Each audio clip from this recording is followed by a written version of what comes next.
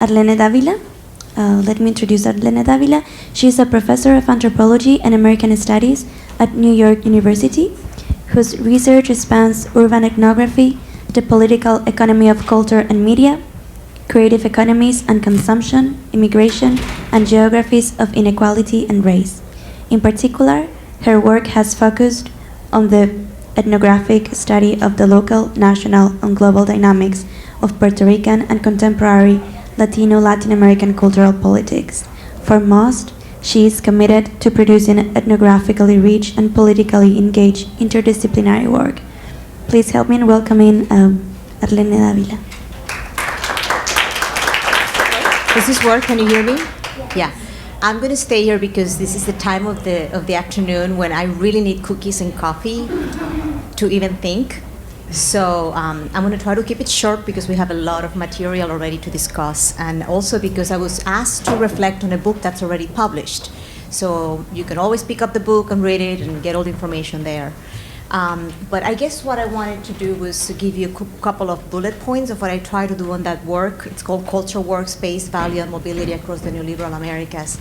And it was a book that was very much inspired in the kind of inequalities that we have been discussing and seeing throughout the day. In particularly, I wanted to expose the taking for granted notions of value that have tended to plague a lot of the discussions around aesthetic markets and culture. The idea that somehow some artists are better and some, cultural genres are better, institutions are better, and we kind of don't think about what exactly, makes them more valuable than others. I wanted to expose the hierarchies, institutions, the policies, the histories, right? Often that are very much embedded in, racialized ideologies, histories of colonial empire, and Eurocentric notions that get kind of solidified in what we ultimately regard as valuable. And in particularly intervene in the whole discussion about creative industries and neoliberalism, where it seemed that there was this notion of creative worker that was kind of consolidated, that made it seem as if you had to have a PhD in order to be considered an artist, right? A lot of discussion around creative work that had tended to focus on the more kind of upscale artists and creative workers that urban scholars love to talk about as a solution to, urban renewal in cities, that really didn't take account of what I call barrio creative workers, right? The people that I've been working with for many years, the artists that I've worked with in East Harlem, in El Barrio, who may not have formal education, but are creating and are the heartbeat of their communities and creating really important alternative spaces and alternative community spaces that are not valued regarding in terms of the dominant notions of value that have become more and more consolidated alongside the spread of kind of neoliberal logics in the arts, and particularly. Exposed one of the things, there's a chapter on the cultural equity group that actually just met this week in Harlem. The cultural equity group actually was a group of Black and Latino organizations that were trying to challenge Bloomberg's cultural policies to say, hey, we're not getting, the city 60% Black and Latino, there's thousands and thousands of cultural institutions, yet most of the funding, 80% of the city funding is going to 33 selected institutions that already are designated to have the bulk of the funding in terms of operations monies. And they organized to bring attention to these disparities. The group continues to exist, it's grown bigger. Now de Blasio is more open to those kinds of arguments, which is awesome. I don't know if they're going to be able to challenge the distribution inequality, but what they've been able to say is that we're here and we need to be sitting at the table and we need to be part of the larger discussion of cultural policy, which is kind of fantastic and kind of new and kind of important. And one of the things that I also try to do, and I think I've been hearing a lot about this, is the role of the government. I think we have naturalized this idea that the market needs to rule supreme and that the market is a good thing and that the solution is to be found on the market.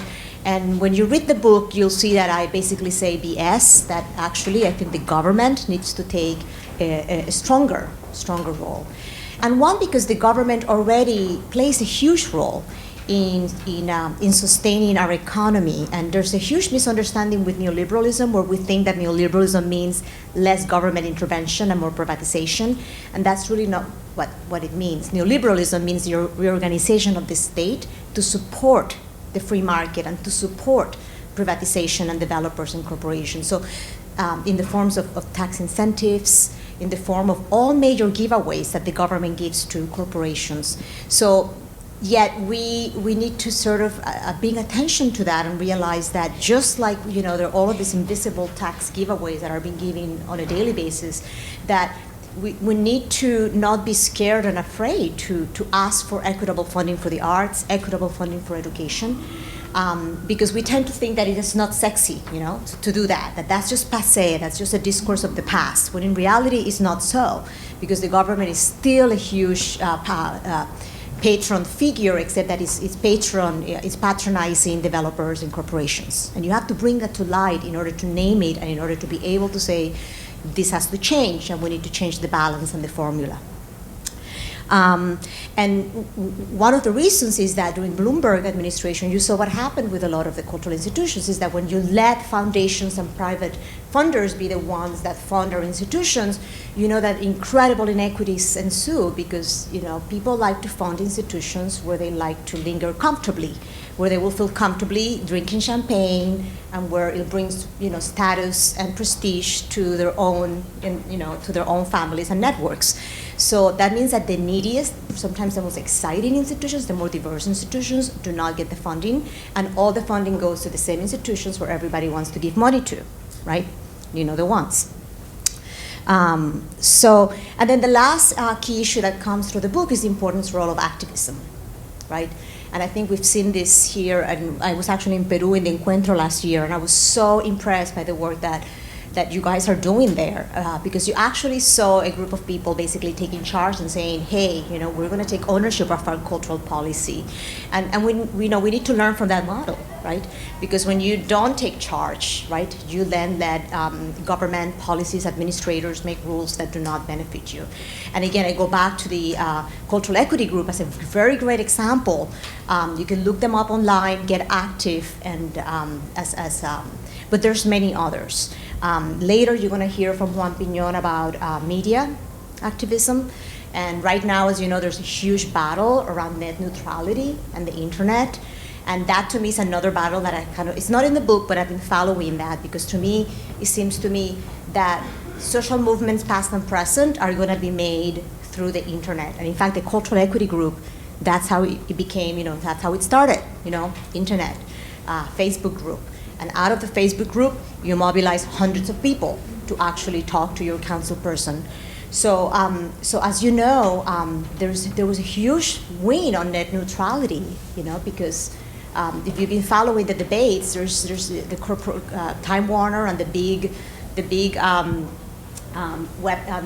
media company want to control the internet and privatize it, so that charge you for faster lanes, as opposed to, and transform the free access that we have enjoyed, and that in fact all the social activism that we have around anything is predicated on that free access. The fact that my email, my page will be accessible to anyone that accesses it with the same speed as a major corporation. But there's a lot of interest who want to change that, and who want to ensure that their content will have priority, and that, you know, that people will have to pay to have priority for content, and that will change the field. And right now, that's a battle to follow, and I wanted to bring attention to that, because I think that it kind of speaks to, you know, when you talk about culture, it's central to sort of think about, you know, social network and activism as a key point of rights, citizenship, democracy, and so forth. So I'll leave it at that, because I think we should need to talk. We should talk, have Q&As, and hopefully get cookies and coffee very soon. So thank you so much, and thank you for the organizers.